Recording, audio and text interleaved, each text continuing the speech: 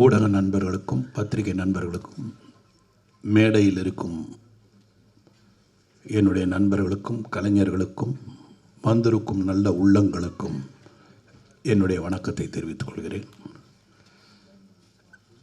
இந்த படம் முதல்ல கவுண்டமணி சாருடைய படம். கவுண்டமணி சாருடைய நான் மேடையில் எல்லாமே வெற்றி விழா மேடைகளில் தான் நானும் கவுண்டமணி சார் இருந்திருக்கோம். எத்தனையோ ஊர்களுக்கு போயிருக்கோம், எத்தனையோ படங்கள் வெற்றி. அவரோட இன்றைக்கி ஒரு வித்தியாசமாக அவர் ஹீரோவாக நடித்து நாங்கள் ஒரு கெஸ்ட்டாக பேசுகிற ஒரு வாய்ப்பு எனக்கு கிடைச்சதுக்கு, எனக்கு வாய்ப்பு கொடுத்ததுக்கு டைரக்டர் ராஜகோபால் அவர்களுக்கும் அந்த தயாரிப்பாளர் அவர்களுக்கும் என்னுடைய நன்றியை தெரிவித்துக் கொள்கிறேன்.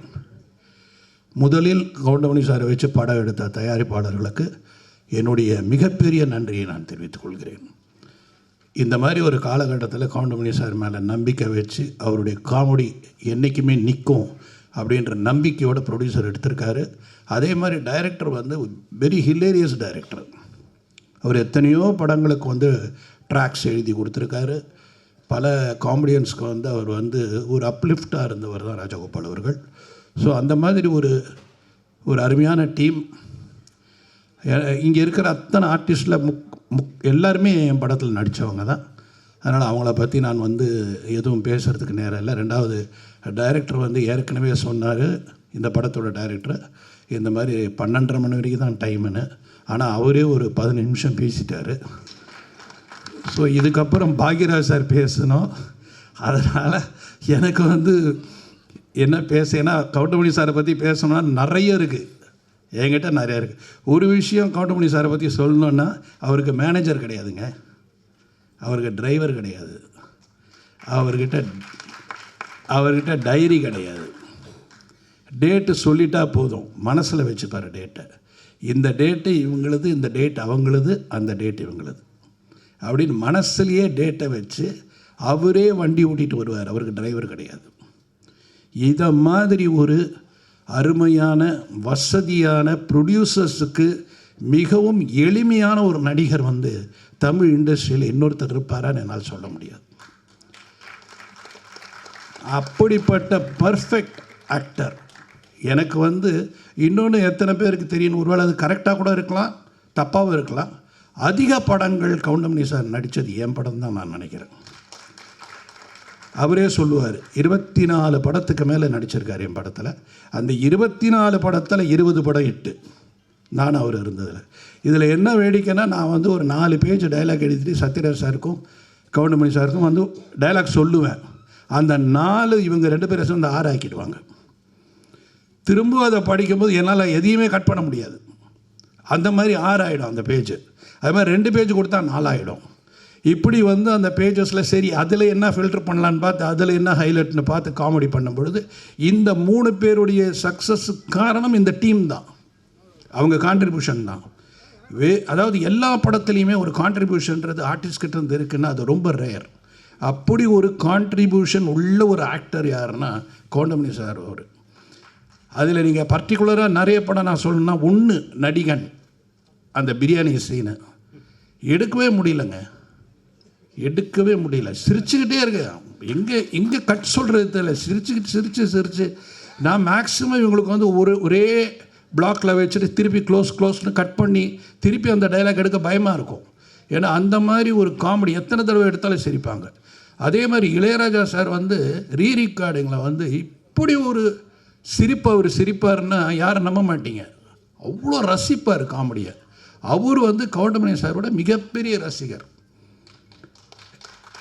ஏன்னா என்னுடைய படத்துலேயே நான் இளையராஜா சார் சிரித்து பார்த்துருங்க. அதாவது அவர் மியூசிக் போடுறதுக்கு முன்னாடி ரீல் பார்ப்பார், அந்த ரீலில் அப்படி சிரிப்பார் கவுண்டமணி சாரை பார்த்து. அந்த மாதிரி ஒரு அவருடைய மனசு. சிவாஜி சார், நமக்கெல்லாம் ரொம்ப பாக்கியண்டா, இந்த மாதிரி நடிகன்லாம் அவர் யாரோடலாம் நடிச்சிருக்காரு, நாகேஷ் சாரோட, சந்திரபாபுட, எல்லாரோடையும் நடித்தவர். அவர் இந்த அவருடைய ஜென்ரேஷனில் இந்த 2வது அவருடைய மகன் பிரபு, அவரோட நடிக்கக்கூடிய ஒரு நடிகரை பார்க்கும் பொழுது கவுண்டமணி அருமையாக இருக்கேன், அருமையாக பண்ணுறாரியா, அருமையான காமெடியா. ஸோ மிகப்பெரிய நடிகர்களுக்கு எல்லாருமே கவுண்டமணி அவர்கள் ரசிகர், அவங்க ரசிகர்கள், அவங்களுக்கே ரசிகர். அப்படி ஒரு இடத்தை பிடித்தவர் தான் கவுண்டமணி சார். நிறைய அவரை பற்றி சொல்லணும். ஆனால் எங்களுக்கு நேரம் கிடையாது. பாக்யராஜ் சார் சொல்கிறாரு, இந்த மாதிரி நம்ம நிறைய சொல்லணும்னு நினச்சோம், ஆனால் நமக்கு வந்து 2 நிமிஷம் 3 நிமிஷம் தான் கொடுத்துருக்காங்க. அதுக்கேற்ற மாதிரி மேக்ஸிமம் எவ்வளோ சீக்கிரம் நான் முடிக்கிறேனோ முடிச்சாதான் அவர் பேச முடியும். இன்னும் நிறைய சொல்லலாம். இந்த படத்தோட இசை ரொம்ப நல்லா இருந்தது, ரொம்ப ரசித்தேன் சார் உங்கள் மியூசிக்கை. அண்ட் ஃபோட்டோகிராஃபி ரொம்ப நல்லா இருந்தது. எல்லாமே இதில் உழைச்ச கலைஞர்கள் அத்தனை பேரும் பிரமாதமாக ஒர்க் பண்ணியிருக்காங்க. இதில் பியூட்டி என்னன்னா, நல்ல ஃப்ரேம் பண்ணி எல்லா நல்ல பில்லர்ஸ் போட்டிருக்காங்க. கவுண்டமணி சாரை சுற்றி நல்ல பில்லர்ஸ், எல்லாமே ஸ்ட்ராங் பில்லர்ஸ் போட்டதால் இந்த படம் கண்டிப்பாக வந்து ஒரு வெற்றி அடைகின்றது. ஒரு சாதாரண ஒரு ஒரு ஆடியன்ஸாக நான் சொல்கிறேன், டைரெக்டாக கூட சொல்கிறேன், ஆடியன்ஸாக சொல்கிறேன். எனக்கே அந்த சாங்ஸ் பார்க்கும்போதும் அந்த ட்ரெய்லர் பார்க்கும்போது ரொம்ப இன்ட்ரெஸ்டிங்காக இருந்தது. அதனால் அவருடைய பஞ்சஸ் இருக்கும். ஏன்னா ஒரு ஆக்டர் நடித்தாலே அவங்கள ஒரு வழி பண்ணிவிடுவார் அவர். அப்போ கிட்டத்தட்ட 36 ஆர்டிஸ்ட் அவர் என்ன பண்ணியிருப்பாருன்னு யோசிக்கிறேன் நான். விட்டுருக்க மாட்டார், எல்லோரும் ஒரு விற்பனை. அதே மாதிரி மன்னனில் வந்து அந்த உண்ணாவிரத சீன்லாம் எடுக்க முடியல. இப்போ கூட பார்த்தீங்கன்னா ரஜினி சார் வந்து அப்படி திரும்பி தான் சிரிச்சிட்ருப்பார். ஓகேல கூட 9 டேக்கு. இதை விட பெரிய வேடிக்கை என்னென்னா, ஆர்டிஸ்ட் சிரிச்சா பரவாயில்ல, கேமராமேன் சிரிப்பார். அவர் கை ஆடும். அப்போல்லாம் மானிட்டர் கிடையாது, இந்த கைவர் ஆடி என்னையா இவங்க sir I can't control sir, I can't control அப்படின்னு அசோக்குமார். அவருக்கே தமிழ் தெரியாது, இத்தனைக்கு ஒரு பாடி லாங்குவேஜை போய் சிரிக்க ஆரம்பிச்சிடுவார். ஏன்னா what you the understand, no he is very funny, he is doing all fun இப்படின்னு பேசுவார் அவர். ஸோ எல்லாரையுமே மொழி தெரியாதவனையும் சிரிக்க வைக்கிற ஒரு நடிகர் யாருன்னா அது வந்து கவுண்டமணி அவர்கள். ஸோ அப்படிப்பட்ட ஒரு அருமையான நடிகர் நமக்கு கிடைச்சதெல்லாம் ரொம்ப பாக்கியம். இந்த படம் மிகப்பெரிய வெற்றி அடையணும்.